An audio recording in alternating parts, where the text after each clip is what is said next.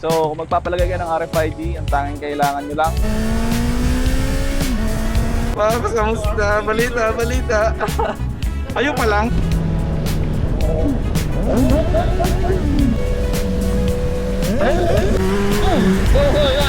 Ganito pala yung feeling.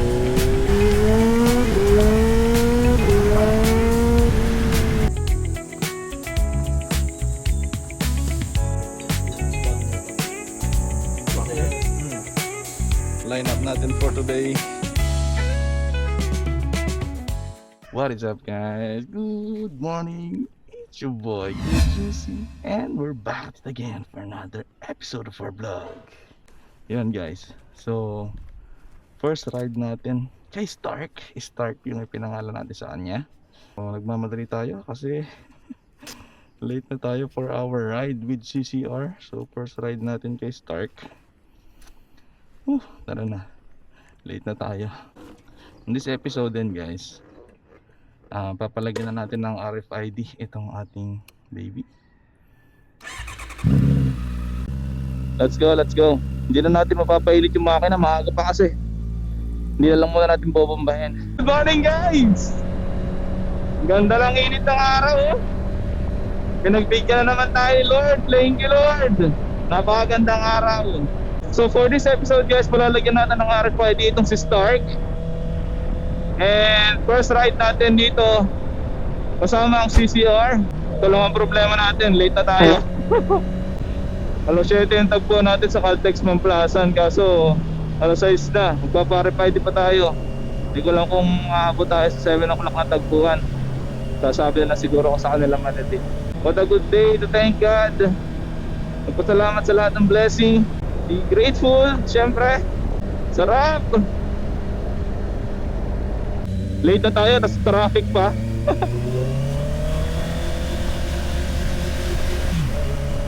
So nga pala, di ba dapat magpapalagay tayo ng RFID. Problema, sarado pa yung dun sa entry ng Star Tollway. So daan na lang siguro tayo sa Lipa kasi dun yung sunod na meron. Sarap enjoy ng tunog ng inline 4, guys, pagka ganitong kaaga. So guys, masanay na kayo dun sa magiging cockpit natin. Change tayo from naked to sport. So ganito na yung itsura. Pogi, di ba? Kahit hindi na ako mag-ride, kahit titigan ko na lang to sa bahay, okay na.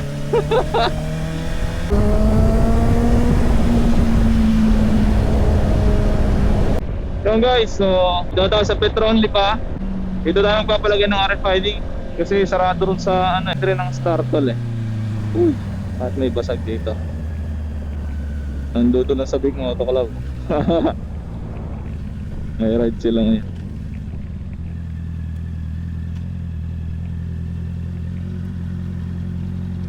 Yun, guys, so kung magpapalagay kayo ng RFID, ang tanging kailangan nyo lang is ORCR, deed of sale, kung second hand yung motor nyo, tapos license nyo lang. Tapos may pipilapan lang kayong form, no? Please. So yun, alas 7 na. And papunta pa lang tayo dun sa Caltex Mamplasan.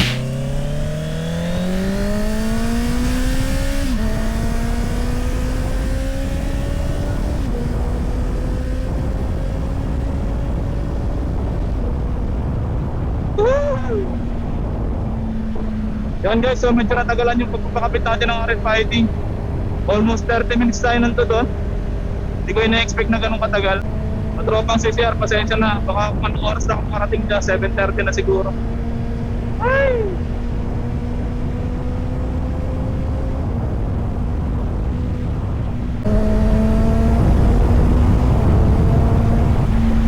Talagang mabibrate ng motor na to.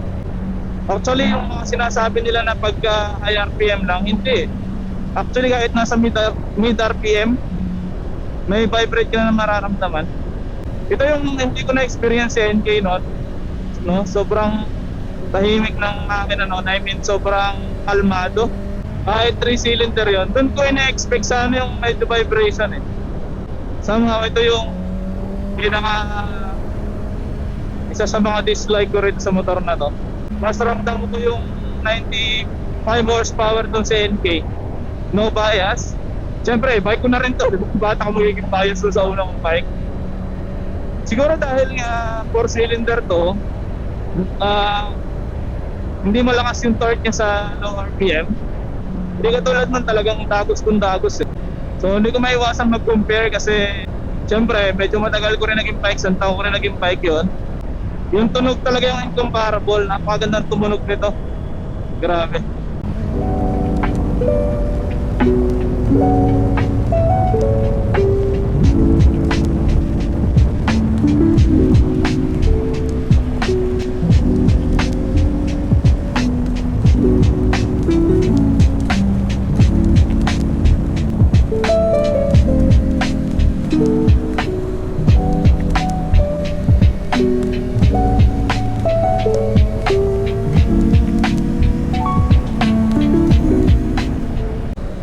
Yun.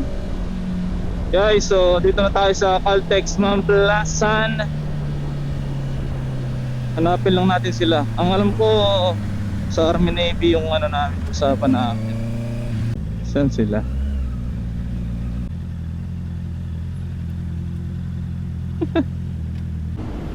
Oh, green, red. Wow, kamusta? Balita. Ayun pa lang, tayo lang bang tatlo rito? Oo, tapos meet up sila doon. Okay. Teka lang, hihinga lang ako.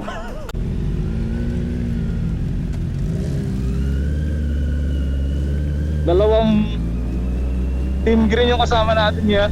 Actually dati kambal sila, parehas sila naka say 9. Yun nga, pinalit niya ni Job yung say 9 niya sa issue.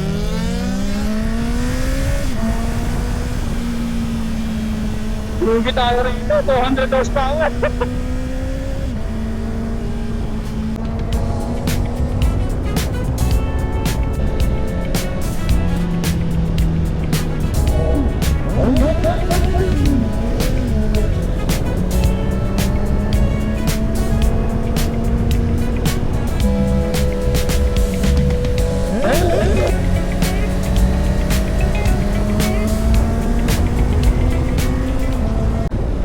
Tanawan. Kasi dito tatagpo si Brother Pat at si Brother Mark. What's up? Si KTM ni Brother Pat. Kasi ito yung 450 MT ni Mark Nomad. Ayun guys, so tara na.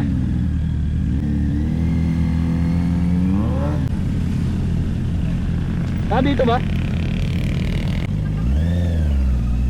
Iba talaga. Marami sila yung kaya. Ang init ng panahon, grabe. What is up guys? So inabot ng lobat yung camera natin. Dito na tayo sa Sintay ngayon. So line up natin for today. Isang 450 MT Stark. Tapos C900 ni Brother Gio. Kay KTM 390 ni Brother Pat. Tapos yung ZH2 ni Beshi Wap. Chapsuy tayo ngayon, chapsuy. Iba't ibang kulay guys. Pick your poison. So pasok na rin kami. Team Green. Hey. So habang kumakain sila, lulubusin natin yung pagkakataon. Kain guys. Walang choice si Job kundi pahiramin ako ng motor niya. Subukan natin yung H2. Ito medyo kinikilig ako. Yan naman gano'ng kapogi yung lineup na to guys. Chapsuy. Adventure, naked, hyper naked. That is ang sports touring. Ang bulky no, kung makikita nyo. Sige nga, subukan nga natin. Unang upo sa H2, ZH2. Oh, ang bigat. Ang bigat guys. Medyo kailangan masanay pagka ganito yung bike.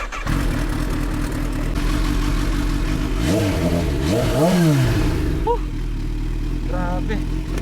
Grabe tong bike na to. Hindi ko man nasasakyan, ramdam ko na yung power. Nimble naman pala siya pagkadala mo niya.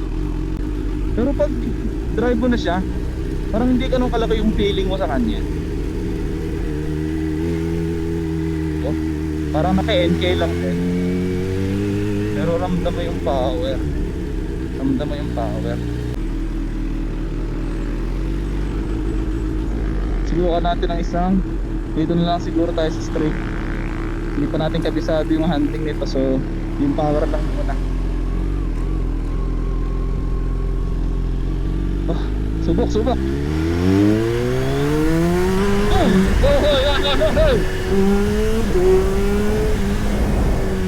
Ganun kabilis. Yung 0 to 100 dito, subukan natin mamaya pabalik ha. Grabe. Hindi ako nag-exage guys. Galing ako sa 600. Ngayon lang ako sumubok ng 1000cc. Ganito pala yung feeling.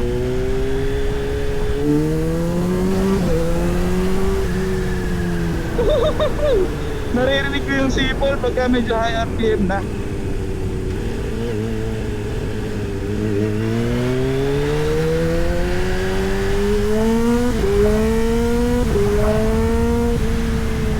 No shit!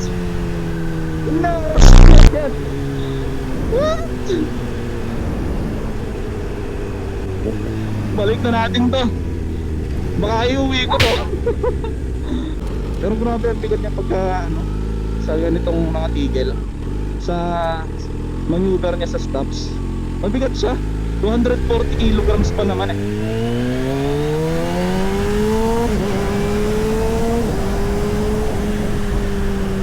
Hindi ko man lang madala sa kwarta. Naiintindihan ko na kung bakit ang saya-saya ni tropang joke dito.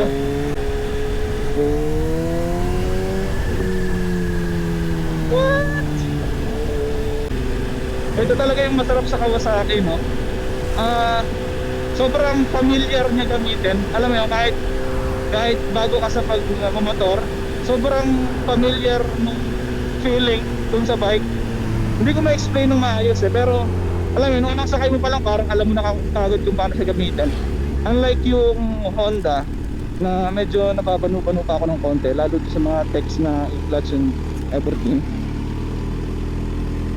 Ang Kawasaki talagang kung let's say first bike mo is na Tourer ka, tapos palit ka Z9, ZH2, 10R, sobrang familiar na nung feeling, alam mo yon, parang same bike lang yung sinasakyan mo, nag-iiba lang yung power. Hindi basta tong motor na to guys.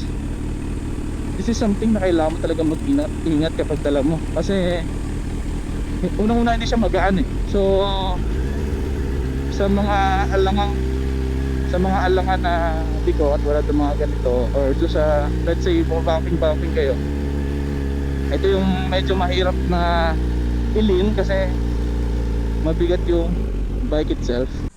So yun pala yung pakaramdam na naka ZH2. Alam na natin ngayon.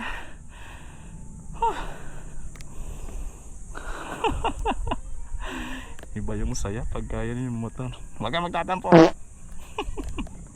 Balik na tayo ron. Baka may uwi ko eh.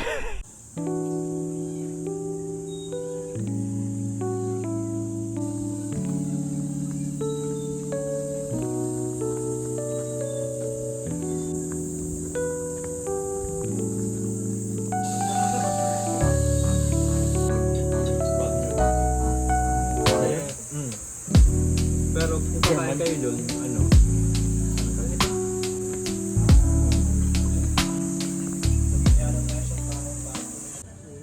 What is up guys?